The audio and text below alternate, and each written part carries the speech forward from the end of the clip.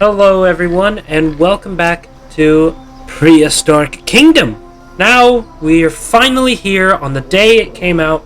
The early access launch has come, into which we have some new animals that have come to this little game. Since I'm basically just going to showcase the newer ones that just came out today, I thought I'd pretty much just show you guys just the rest of them. Well, pretty much just all of them on here. But here we are.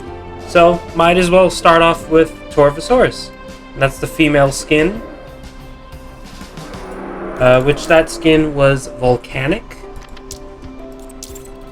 This one is gemstone. No sexual dimorphism. And this one is rugged. This one is the biggest out of the two subspecies. And then we have Tyrannosaurus Rex in leatherhide, which, by the way, this skin is very close, which I bet a lot of people know about this by now, but this skin is actually kind of close to Prehistoric Parks, and the female skin helps that out a little bit better. Alright, and then we got Molten. And then we have Brummel, which is our only feathered T-Rex. And then we have Tarbosaurus Batar. And the female skin is just a little bit duller and taller.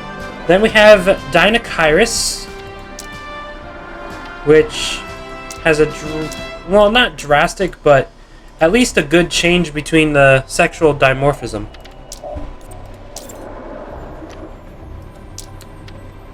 A little bit with this one, between sexual dimorphism, I will say that.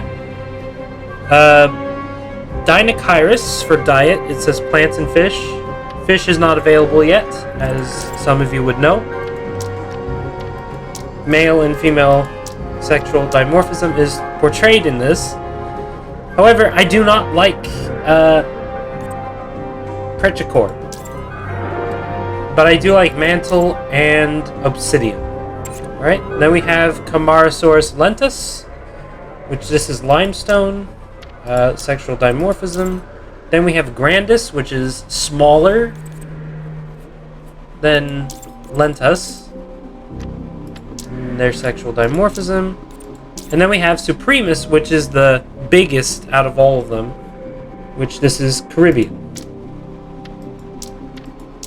And then we have Brachiosaurus, which there's no sexual dimorphism with Russet. Not really one with Alpine either, or either, however you pronounce that. But with Hazelneck, there is. Not a big difference, but slight. Iguanodon for Burian. Sexual dimorphism. They should all have sexual dimorphism of the skins, not really difference in size.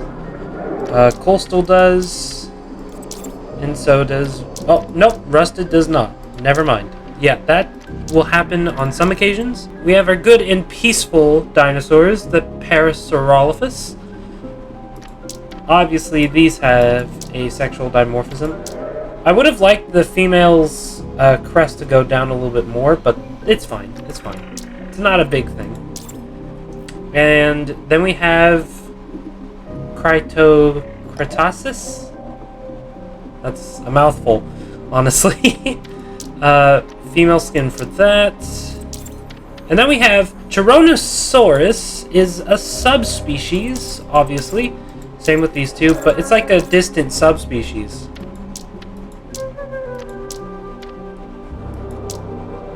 And then obviously we have Edmontosaurus regalis in its graveled appearance. The females do not have the crest.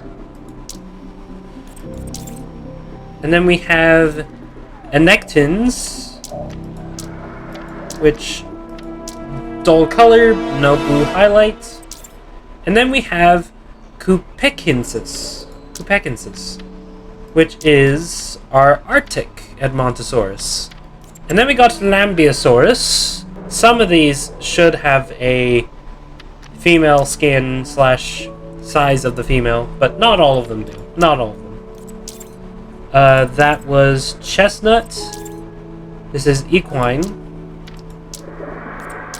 And this one's cosmic. Alright, and then we have Protoceratops. We have Goby. We have Tumbleweed. And then we have Fractal, which both skins are the same. So we have Nusutoceratops, which has mint. Some of these have sexual dimorphism of color and size, so we'll see. So we have mint, wildberry, and amber. To Styracosaurus. We have shoreline, jagged, and psychedelic. Each of these are a different subspecies, so you know the drill. This is onyx.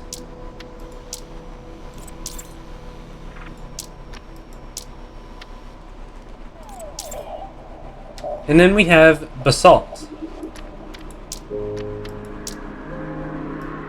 Ah, yes, and here it is. Triceratops horridus. There are 2 skins for horridus, and there are 2 skins for Prorsus? I think that's how you say it. But this skin, to me, almost matches with Prehistoric Parks. Mainly the male-wise, but I mean, I can totally see it. Like, all these Triceratops. If any of you guys have seen Prehistoric Park, then you know of the Triceratops scene where all of them were like this color of brown and blue, and pretty much to how this Triceratops looks, but the blue's only like on somewhat of his face and the frill, not really anywhere else in the body. So that's like, wow. Oh wait, no, this one's also a new one too. Dang it, dang it, dang it. I forgot to make an exhibit for these guys. Next up, we have our mammals. The woolly mammoth. The only difference between elephants is that the males are bigger. But this is steppe. This is primal, which for this skin makes the mammoth bigger. And then we have glacial, which is the smallest of the mammoths. Alright. So first off, I wanted to show the dung beetles, who have been helping us with this poop. Yep, there they are. There's the dung beetle. He's looking at the poop, and there he goes, doing his duty. And there he goes. Alright, that was the dung beetles. Alright, that's the end of the video, guys. I hope you guys enjoyed. We'll come back and... Alright, first off, we're going to start off with the Dryosaurus. I'm going to start off with the Dryosaurus. Oh, but he looks really good. On to the next. This is the female of the skin. There goes the dung beetle, or will be soon. Yep, there he goes. But they're both beautiful. And then we have the bird-like Dryosaurus. This is the male. Now the difference between the male and the female, you'll see pretty soon. But pay attention to mainly the beak, because we're gonna go to her next. And voila! Look at the beak. Look at the beak. Difference in the beak, huh? Okay, he's alright. He's gonna do that. But another thing too is that the white plumage is duller. Alright, so one thing about Acrocanthosaurus is not only are they really the best looking models that I've ever seen in a prehistoric game. Look at that. The eye isn't even open. It's shut. That's a little bit more than any other dinosaur game that is done sleeping so far. This is the second female. If we look at the eye of this female, the eyes are moving around, checking out different areas. But this skin is very close to J-Pog's. Very close. Like, no joke. It is really close. However, Acrocanthosaurus in J-Pog was not this color. It was Carcharodontosaurus. But like I had said in the previous video, they're Carcharodontosaurids. So, it don't matter. Alright, and then we have our male. Which, I have to say, I really like this skin a lot. And this is the male.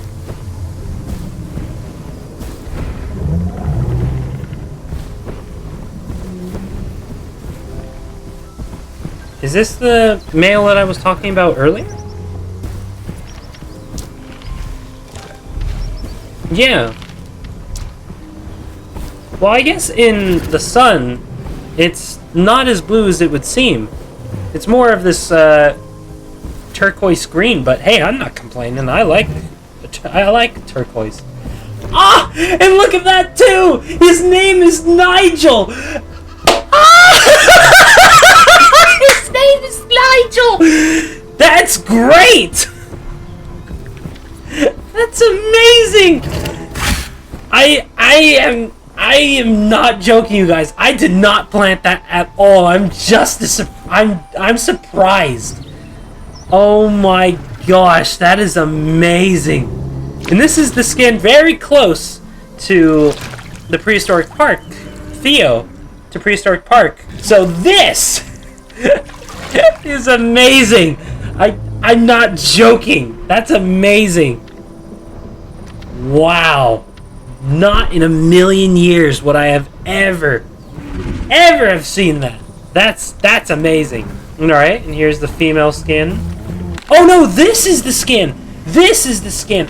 Dang it! It's not the... Although this one is really good, it's very close. Dang it! It's not that one. I'm so sorry, guys, but either way, still for a Triceratops, it's close. It's better than nothing. It's better than nothing. I'll say that. It is better than nothing. This is the skin that I would say is really close to Theo and the other Triceratops in Prehistoric Park.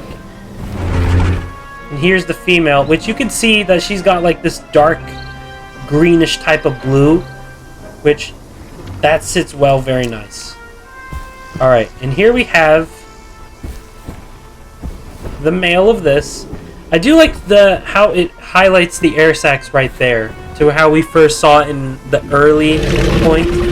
And yeah, you could even see the air sacs just kind of blowing off whenever they do their calls. I would pay attention to that if you go back to it. I would pay attention to that. The female looks really good for this skin, although she's asleep. She looks very peaceful. I would not even know how to say that name.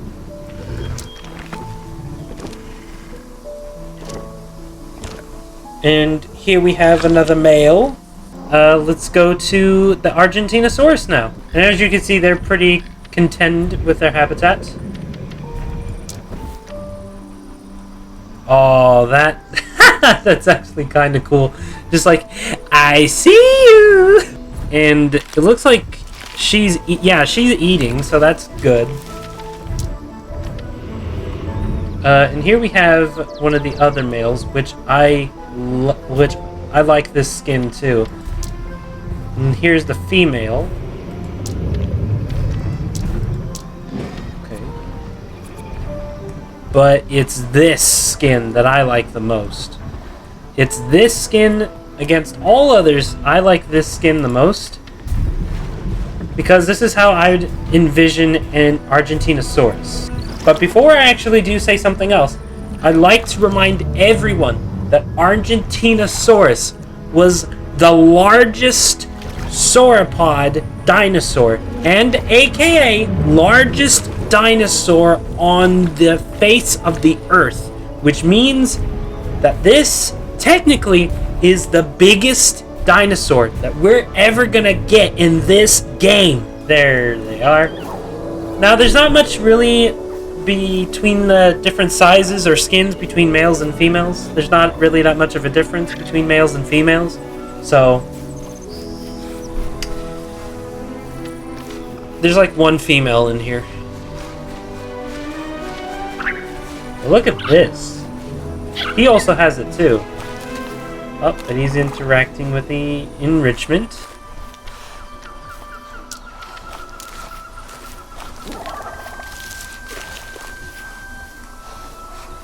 This one's got the smallest of those two horns. Or two spikes on the side, at least. Yeah. But then we come to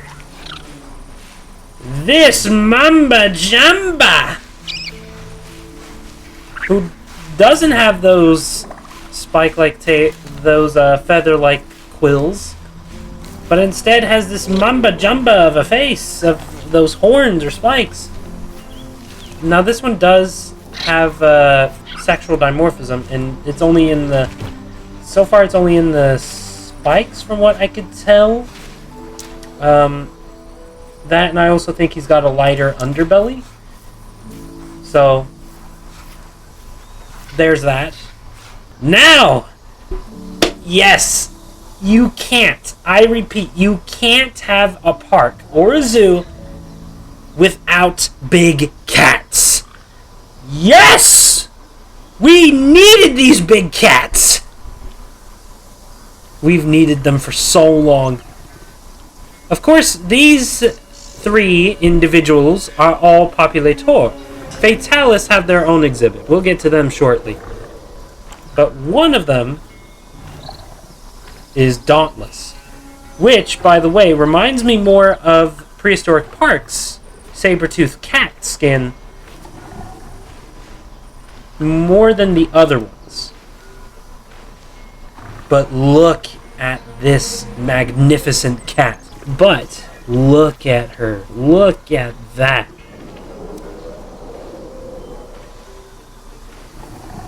Oh, look at that. Saber-toothed cats. Oh, if they were alive today, these would be my favorites. These would be my favorite cats. These would be my favorite animals. Unfortunately, they're not alive today, except within the game, which they're already featuring to be so alive right now. But it's good enough.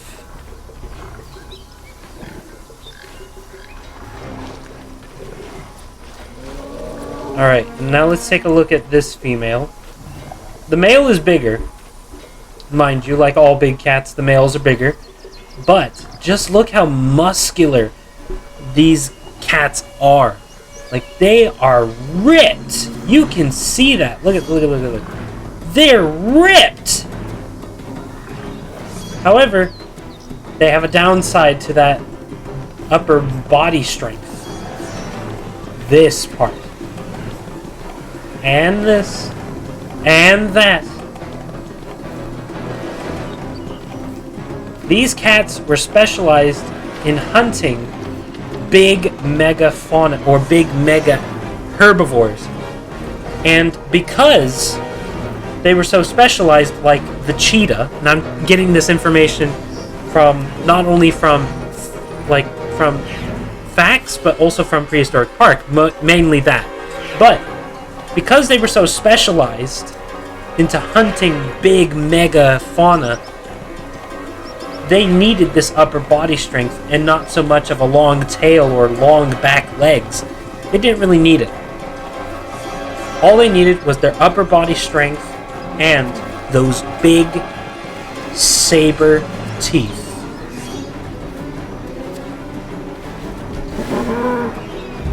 But man, these are powerful cats. And we're going to be seeing their cousins here in a second. At first I only had 2 of these, but then I put a 3rd one. And aha! Here's the male, which he's sleeping. Look at this. Even his eyelids are closed. And his tongue is moving whenever he's breathing. That's great. But look at the skin. Now, unlike Smilodon populator, these are Fatalis. Now, be very careful whenever you're playing Prehistoric Kingdom and try not to put both species in the same exhibit. Yes, at some points they will be in the same exhibit. You can do that, but it's best to actually keep them apart. And the main reason why to keep them apart is to tell the difference between the species and, well, I mean, you could find that out if they were together, but the main reason why is due to their habitats. So if we look into their nature, their only good habitats are grassland, scrubland, and temperate. If we look at populator, theirs is grassland, tropical, and scrubland. They could survive. They could be together in two different biomes of like two different habitats, but in my opinion, it's best not to, because at one point in time, if they're going to be starting to fight, that's not a great option. So it's best to keep them apart. Of course, it's sending me over to him. Oh, yeah, and we just got there in time to see those magnificent teeth. Only for a brief second, not too much. And here she is, enriching with the blood pumpkin. Now, that's also how they eat from the meat trays. That's also how they eat from their trays. So, that's pretty much how they eat. Here they are, the woolly rhinos. And here's our other female in the water. Which, I'm not going to fast forward time because she's almost out. But there she is. Is she going to go back in? Nope, she's drinking. Good, good, good, good. Alright, let's take a look at the male, which here he is.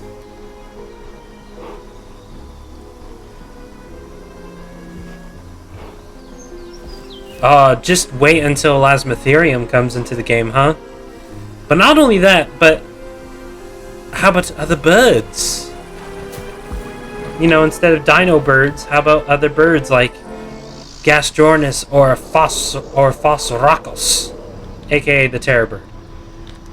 But, and other animals as well, like pterosaurs later down in the future, and some aquatics down in the future as well, like semi-aquatics, like amphibians, reptiles, all that bunch of stuff. Hey, maybe if we're lucky enough, mammal-like reptiles is probably like a big possibility. But what I was really going to lead up to was the big giant bugs, like Arthropleura, Meganeura, and also Mesophile, and the giant scorpion that escapes my name. Just wait until we get a bug house. I could honestly see that. Anyways, I hope you guys enjoyed the video. Please like, comment, and subscribe, and I will see you guys next time.